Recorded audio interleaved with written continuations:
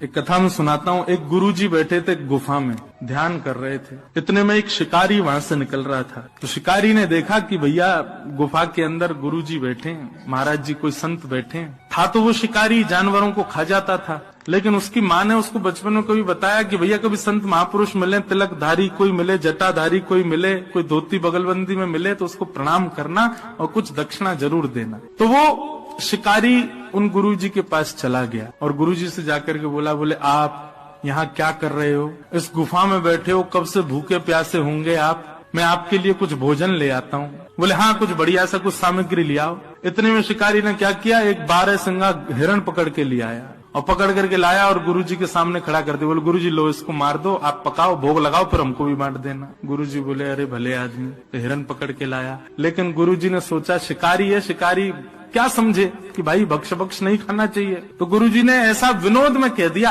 अरे हम ये साधारण हिरण नहीं खाते, हम तो ऊंचे और महंगा वाला और श्रेष्ठ गुण वाले हिरण का भोग लगाते हैं। बोले महाराज ये 12 सिंगा है, इससे भी श्रेष्ठ कोई हिरण होता है?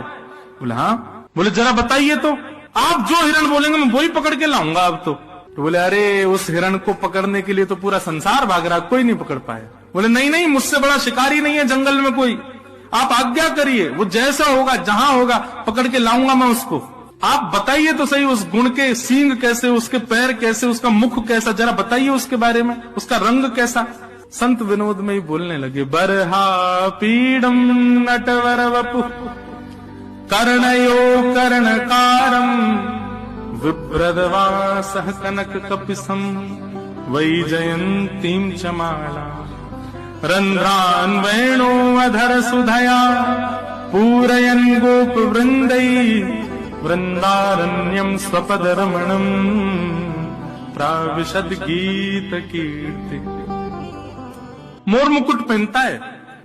शिकारी बोला हिरण मोर मुकुट पहनता है? बोला हाँ। और कर्णयो कर्णकारम, उसके कान 2 हैं लेकिन कुंडल एक ही पहनता है, और कभी वो इस कान में पहन लेता है, कभी निकाल के इस कान में पहनता है। हमारे नाना जी इतना सुंदर वर्णन करते थे, बोले ठाकुर जी कुंडल कैसे पहनते हैं? तो जैसे ये पुष्प है ना, जैसे आप कभी ग्वारियाओं को देखोगे तो वो क्या करते हैं, इधर लगा लेते हैं ऐसे, इसको कर्ण फूल कहते हैं। यहाँ ऐसे धारण कर लेंगे, अगर लंबा हो पीछे से, तो ठाकुर जी क्या करते हैं, यहाँ पे पुष्प लगा लिया। अब लगाते लगाते चलेंगे, इतने में दूसरी तरफ चल रहा हो मधुमंगल, बोले लाला महाकुंडल बढ़िया ना लग लो, या बारे में लगा। सो ठाकुर जी इधर से पुष्प को उछालते हैं, उछाल करके इधर धारण कर लेते हैं। फिर